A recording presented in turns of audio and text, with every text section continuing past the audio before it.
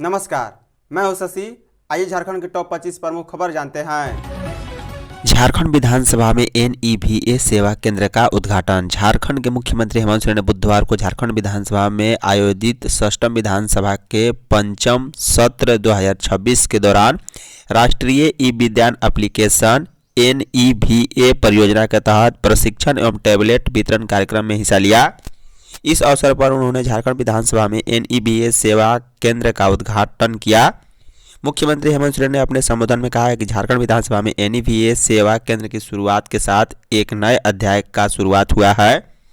राष्ट्रीय ई-विज्ञान एप्लीकेशन के माध्यम से विधायी कार्य अधिक सरल, पारदर्शी और समयबद्ध तरीके से संपन्न किए जाएंगे। उन्होंने कहा है कि अब सदस्यों को सत्र के दौरान देर रात तक विधानसभा पहुंचकर प्रश्न दाखिल करने या अन्य कागजी प्रक्रिया पूरी करने की आवश्यकता नहीं होगी। इससे विधानसभा कर्मियों को भी कार्य निष्पादन में सहूलियत मिलेगी।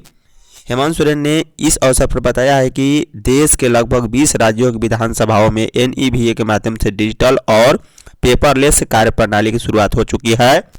झारखंड विधानसभा में भी अब इस दिशा में कदम बढ़ाया गया है।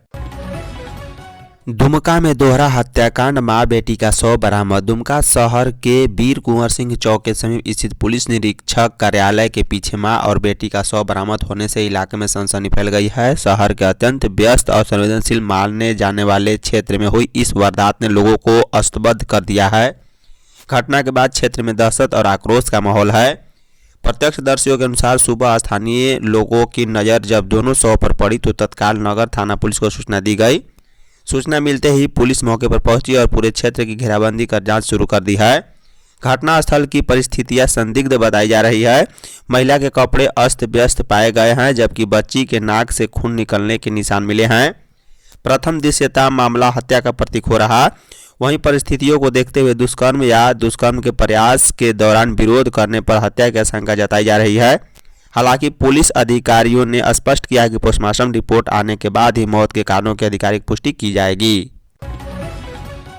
DDC रांची ने मोरहाबादी डिस्पैच सेंटर का निरीक्षण किया। नगर निकाय चुनाव को लेकर जिला प्रशासन तैयारियों में जुटा है। इसी क्रम में जिला निर्वाचन पदाधिकारी सह उपायुक्त DC मंजुनाथ भयंत्री के निर्देश पर बुधवार को उप विकास आयुक्त DDC सौरभ कुमार ने मोरहाबादी स्थित डिस्पैच सेंटर का निरीक्षण कर व्यवस्थाओं का जायजा लिया है। DDC ने अधिकारियों से कहा है कि राज्य निर्वाचन आयोग के दिशा निर्देश पर नगर निकाय चुनाव संबंधित तैयारियां समय पर पूरी करे ताकि किसी तरह की कोई परेशानी न हो। निरीक्षण के दौरान उन्होंने 22 फरवरी 2026 को प्रस्तावित पोलिंग पार्टियों के डिस्पैच की तैयारियों की समीक्षा की और उप निर्वाचन पदाधिकारी सह पंचायती राज पदाधिकारी को राज्य निर्वाचन आयोग के दिशा निर्देश के अनुरूप सभी व्यवस्थाएं ससमय एवं त्रुटि रहित सुनिश्चित करने का निर्देश दिया है। गुमला में बुजुर्ग महिला की हत्या में चौथा आरोपित गिरफ्तार। गुमला जिले के चैनपुर थाना क्षेत्र अंतर्गत भटोली गांव में बीते 26 जनवरी को डायन बिसाही के आरोप में की गई बुजुर्ग महिला शांति देवी की हत्या मामले में पुलिस ने हत्याकांड में शामिल चौथे आरोपित को भी गिरफ्तार कर लिया है। पुलिस ने पूछताछ करने के बाद उसे बुधवार को जेल भेज दिया। गिरफ्तार आरोपित का नाम भटोली गाँव निवासी बिट्टू रौतिया 38 वर्षीय है। इसी संबंध में थाना प्रभारी अरविंद कुमार ने बताया है कि हत्याकांड में पुलिस लगातार छापेमारी कर रही थी। इसी क्रम में ग्रामीणों से मिली गुप्त सूचना और उनकी निशानदेही पर पुलिस ने बिट्टू रौतिया को हिरासत में लिया। पुलिसिया पूछताछ में बिट्टू ने अपना जुर्म भी कबूल लिया है। मुख्यमंत्री से श्री शिव बारात आयोजन महासमिति ने की मुलाकात। मुख्यमंत्री हेमंत सोरेन से बुधवार को रांची के कांके रोड स्थित मुख्यमंत्री आवासीय कार्यालय में श्री शिव बारात आयोजन महासमिति पहाड़ी मंदिर के एक प्रतिनिधिमंडल ने मुलाकात की है। इस अवसर पर मुख्यमंत्री को प्रतिनिधिमंडल के सदस्यों ने 15 फरवरी को महाशिवरात्रि के शुभ अवसर पर आयोजित होने वाले महोत्सव में सम्मिलित होने के लिए सादर आमंत्रित किया है। मौके पर प्रतिनिधिमंडल में शामिल सदस्यों ने मुख्यमंत्री को महाशिवरात्रि महोत्सव 2026 को आयोजन होने वाले कार्यक्रमों की तैयारियों से अवगत कराया और मुख्यमंत्री से सब परिवार महोत्सव में सम्मिलित होने का आग्रह किया है। इस अवसर पर श्री शिव बारात आयोजन महासमिति पहाड़ी मंदिर के संरक्षक राजीव रंजन प्रसाद भी उपस्थित थे। गृह सचिव और डीजीपी ने डीजीआईजी कॉन्फ्रेंस को लेकर की डीब्रीफिंग। पुलिस मुख्यालय में बुधवार को गृह सचिव वंदना दादेल और डीजीपी तताशा मिश्रा ने डीजीआईजी कॉन्फ्रेंस को लेकर डीब्रीफिंग को लेकर राज्य स्तरीय समीक्षा की।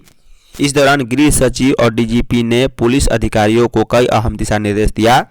पुलिस मुख्यालय की ओर से जारी प्रेस रिलीज के अनुसार झारखंड पुलिस के केंद्रीय सभागार में बुधवार को राज्य स्तरीय समीक्षा बैठक आयोजित की गई। बैठक की संयुक्त अध्यक्षता अपर मुख्य सचिव वंदना दादेल और पुलिस महानिदेशक एवं महानिरीक्षक तताशा मिश्रा ने किया है।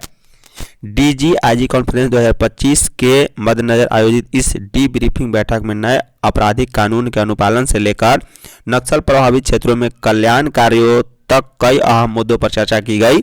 बैठक में राज्य के वरीय पुलिस अधिकारियों ने भी भाग लिया है। बैद्यनाथ धाम में महाशिवरात्रि पर शिव बारात में शामिल होने के लिए मुख्यमंत्री को आमंत्रण। मुख्यमंत्री हेमंत सोरेन से बुधवार को झारखंड विधानसभा में शिवरात्रि महोत्सव समिति बैद्यनाथ धाम देवघर के एक प्रतिनिधिमंडल ने मुलाकात की। इस अवसर पर मुख्यमंत्री को प्रतिनिधिमंडल के सदस्यों ने आगामी 15 फरवरी को महाशिवरात्रि के शुभ अवसर पर देवघर में आयोजित होने वाले भव्य शिव बारात कार्यक्रम में बतौर मुख्य अतिथि सम्मिलित होने के सादर आमंत्रित किया है। मौके पर प्रतिनिधिमंडल में शामिल सदस्यों ने मुख्यमंत्री हेमंत सोरेन को शिव बारात आयोजन से संबंधित की जा रही तैयारियों से अवगत कराया तथा मुख्यमंत्री से सब परिवार कार्यक्रम में शामिलित होने के लिए आग्रह किया। इस अवसर पर विधायक देवघर सुरेश पासवान, शिवरात्रि महोत्सव समिति बैद्यनाथ धाम देवघर के अध्यक्ष अभिषेक आनंद झा सहित अन्य सदस्य उपस्थित थे। पहाड़ी बाबा का हुआ भव्य हल्दी मेहंदी। महादेव के पावन विवाह उत्सव के अंतर्गत बुधवार पहाड़ी मंदिर के मुख्य मंदिर प्रांगण में पहाड़ी बाबा का भव्य हल्दी मेहंदी एवं संगीत समारोह श्रद्धा और भक्ति के वातावरण में संपन्न हुआ। यह आयोजन श्री शिव बारात आयोजन महासमिति पहाड़ी मंदिर द्वारा पूरे सनातन विधि विधान के साथ किया गया। इस अवसर पर 21 महिलाओं ने पारंपरिक वेशभूषा में विधिवत हल्दी कूटी। वहीं 108 दीपों का प्रज्वलन, गंगा जल से महादेव का स्नान तथा वैदिक मंत्रोच्चारण के साथ भगवान शिव को हल्दी अर्पित की गई। पूरे मंदिर प्रांगण भक्ति, संगीत और आध्यात्मिक ऊर्जा से सराबोर हो गया। महासमिति के पदाधिकारियों ने बताया है कि यह आयोजन महादेव की भव्य शिव बारात से पूर्व श्रद्धालुओं के लिए एक विशेष आध्यात्मिक एवं सांस्कृतिक अनुभव प्रदान करने के लिए आयोजित किया गया, जिससे पूरे शहर में शिव बारात उत्सव का वातावरण बन सके। लातेहार में हथियार के साथ 3 अपराधी गिरफ्तार। लातेहार पुलिस ने 50,000 रुपये की इनामी अपराधी आंदेश गांझू सहित 3 अपराधियों को हथियार के साथ गिरफ्तार कर लिया। गिरफ्तार अपराधियों में आंदेश गांझू, उज्जवल कुमार और सुभाष कुमार शामिल हैं। तीनों चतरा जिले के टंडवा के रहने वाले हैं। पुलिस ने उनके पास से 2 पिस्टल, 35 गोलियां, नक्सली संगठन का पर्चा और डायरी सहित अन्य सामान भी बरामद हुई है। बुधवार को प्रेस वार्ता करते हुए लातेहार एसपी कुमार गौरव ने बताया है कि पुलिस को गुप्त सूचना मिली थी कि अपराधी आदेश गांझू कुछ अन्य अपराधियों के साथ किसी घटना को अंजाम देने के लिए लातेहार जिले के बरियातू थाना क्षेत्र अंतर्गत पकरुआ जंगल में जमा हो रहा है। सूचना के बाद पुलिस की एक टीम गठित की गई और अपराधियों की गिरफ्तारी के लिए छापेमारी की गई। इसी दौरान पुलिस ने 3 अपराधियों को गिरफ्तार किया। छानबीन के क्रम में उनके पास से 2 पिस्टल, 35 गोली सहित अन्य सामान भी बरामद हुआ है। झारखंड मौसम 15 फरवरी से बदलेगा मौसम। झारखंड में 15 फरवरी से मौसम का मिजाज बदलने लगेगा। इसके साथ ही तापमान में धीरे धीरे वृद्धि होगी और ठंड की विदाई शुरू हो जाएगी। यह जानकारी मौसम वैज्ञानिक अभिषेक आनंद ने बुधवार को दी है। अभिषेक आनंद ने बताया है कि देश के उत्तरी राज्यों में हो रही बर्फबारी में कमी आई है। इसका असर झारखंड समेत देश के मध्यवर्ती और पूर्वी राज्यों पर पड़ेगा, जहां तापमान में बढ़ोतरी दर्ज की जाएगी। हालांकि उन्होंने कहा है कि अगले 4 से 5 दिनों तक तापमान में हल्का उतार चढ़ाव जारी रह सकता है। मौसम विभाग के अनुसार गुरुवार को राज्य के कई जिलों में आंशिक बादल छाए रहेंगे, जबकि शुक्रवार से मौसम साफ होने की संभावना है। रांची नगर निगम की री लॉटरी के विरोध में वेंडर मार्केट बंद। झारखंड की राजधानी रांची में नगर निगम की ओर से री लॉटरी निकाले जाने के विरोध में बुधवार को दुकानें बंद रही। हालांकि निगम की री लॉटरी पर वेंडर मार्केट के दुकानदार ही 2 फाड़ में हो गए हैं। वेंडर मार्केट के कुछ दुकानदार निगम की री लॉटरी का विरोध कर रहे हैं, तो कुछ दुकानदार इसका समर्थन भी कर रहे हैं। जिन दुकानदारों को साल 2019 में वेंडर मार्केट के पीछे वाले हिस्से में दुकानें आवंटित की गई थी, वे निगम की री लॉटरी का समर्थन कर रहे हैं, लेकिन ज़्यादातर दुकानदार इनके खिलाफ विरोध प्रदर्शन कर रहे हैं। री लॉटरी का विरोध करने वाले दुकानदारों का कहना है कि नगर निगम की ओर से साल 2019 में 3 साल के लिए दुकानें आवंटित की गई थी।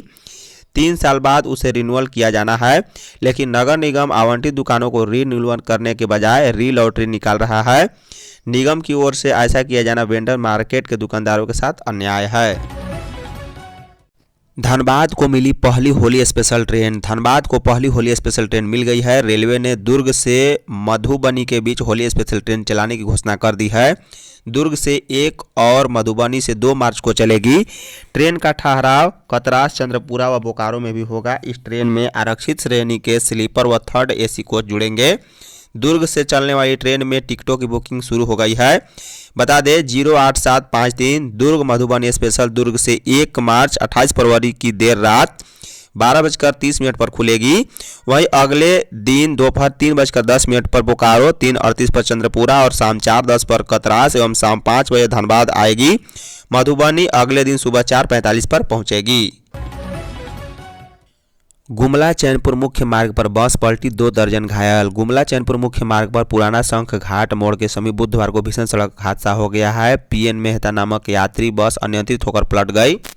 बस पलटते ही यात्रियों की चीख पुकार से घटनास्थल पर अफरा तफरी मच गई। हादसे में ठेठाई टांगर निवासी एक महिला की मौके पर ही मौत हो गई, जबकि करीब 2 दर्जन लोग घायल हो गए। स्थानीय लोगों ने वहीं घायलों को निजी वाहनों से सामुदायिक स्वास्थ्य केंद्र रायडी पहुंचाया। इलाज के क्रम में एक बच्चे शिवम केसरी ने भी दम तोड़ दिया है। घायलों में सरस्वती देवी, मनीषा कुमारी, संध्या देवी, ज्योति केसरी, संगीता देवी, आर्यन केसरी, प्रशांत कुमार, कृष्णा बड़ाइक, सोमराज सिंह, अयोध्या प्रसाद केसरी, मीरा देवी शामिल हैं। बता दें सभी का इलाज सामुदायिक स्वास्थ्य केंद्र रायडीह में डॉक्टर राजीव कुमार व एएनएम टीम द्वारा किया गया। घटना के बाद अस्पताल परिसर में अफरा तफरी का माहौल रहा है। देवघर जंगल से 2 साइबर अपराधी गिरफ्तार। देवघर जिले में साइबर अपराध के खिलाफ चल रहे अभियान के तहत पुलिस ने सारठ थाना क्षेत्र के पुरनी करहैया जंगल में छापेमारी कर 2 साइबर अपराधियों को गिरफ्तार किया है। एसपी सौरभ कुमार के निर्देश पर यह कार्रवाई मंगलवार को डीएसपी राजा कुमार मिश्रा के नेतृत्व में की गई।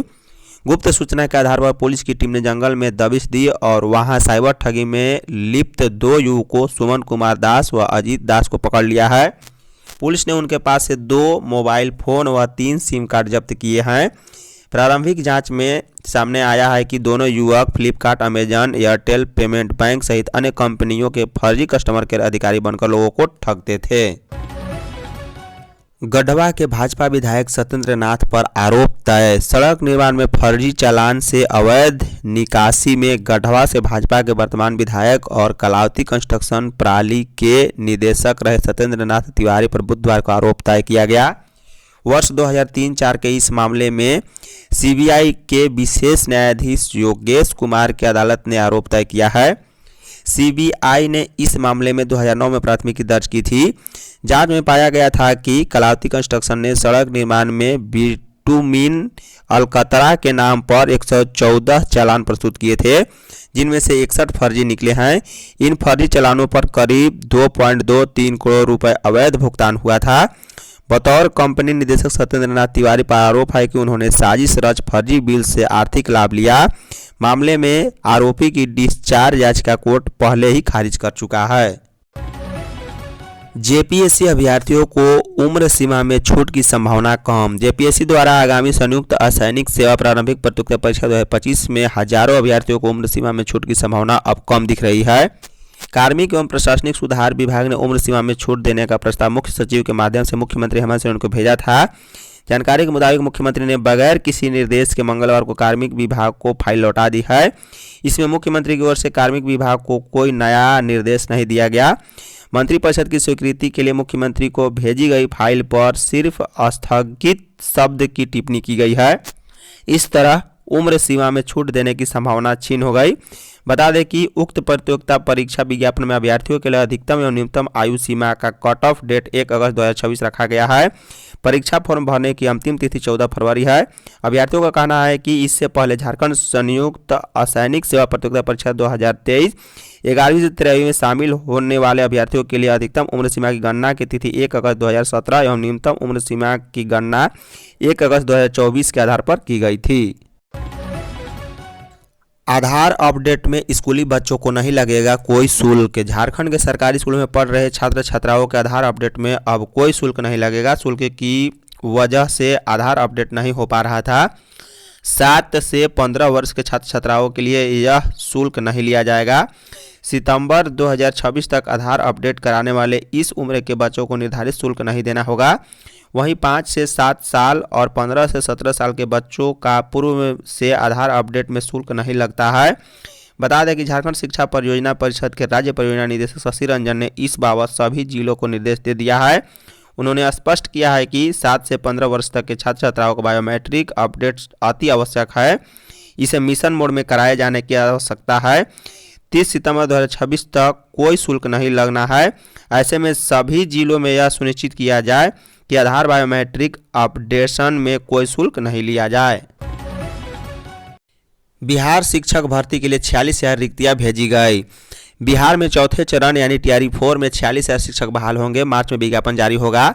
आवेदन की प्रक्रिया भी मार्च से शुरू हो जाएगी। बिहार लोक सेवा आयोग के सचिव सत्य प्रकाश शर्मा ने बताया है कि सामान्य प्रशासन विभाग से अधिसूचना मिल गई है। विस्तृत अधिसूचना जल्द जारी होगी। सबसे अधिक रिक्तियां शिक्षा विभाग से प्राप्त हुई है। कक्षा 1 से 12वीं तक के लिए शिक्षा विभाग में कुल 44,500 रिक्तियां भेजी है। इसमें शिक्षा विभाग के अंतर्गत कक्षा 1 से 5वीं, कक्षा 6 से 8वीं, 9वीं से 10वीं और 11वीं से 12वीं के विद्यालय अध्यापक तथा अनुसूचित जाति एवं अनुसूचित जनजाति कल्याण विभाग के अंतर्गत वर्ग से भी नियुक्ति के लिए 1 से 5, 6 से 8वीं, 9वीं से 10वीं और 11वीं से 12वीं के लिए विद्यालय अध्यापक एवं प्रधानाध्यापक तथा पिछड़ा वर्ग एवं अति पिछड़ा वर्ग कल्याण विभाग के अंतर्गत वर्ग 6 से 8, 9 से 10, 11 से 12 के विद्यालय अध्यापक एवं प्रधानाध्यापक के पदों पर नियुक्ति के लिए अधिसूचना प्राप्त हुई है। मवेशियों को टीका नहीं लगने से फैला खुरहा रोग। रांची समेत चाईबासा, कोडरमा, गढ़वा आदि जिलों में बड़े पैमाने पर गाय भैंस को खुरहा मुंहपक्का रोग फैल गया है। रांची की बात करें तो कुसुम विहार, एदलतहातू, हरिहर सिंह रोड और पटना, खटाल, खेलगांव, टाटी सिलवे आदि क्षेत्रों में सैकड़ों मवेशी इससे पीड़ित हैं। दुखद यह है कि पशुपालन विभाग को भी इसकी सूचना है, लेकिन इससे बचाव के कोई इंतजाम नहीं किए जा रहे। इसके कारण पशुपालक परेशान हैं। धन्यवाद।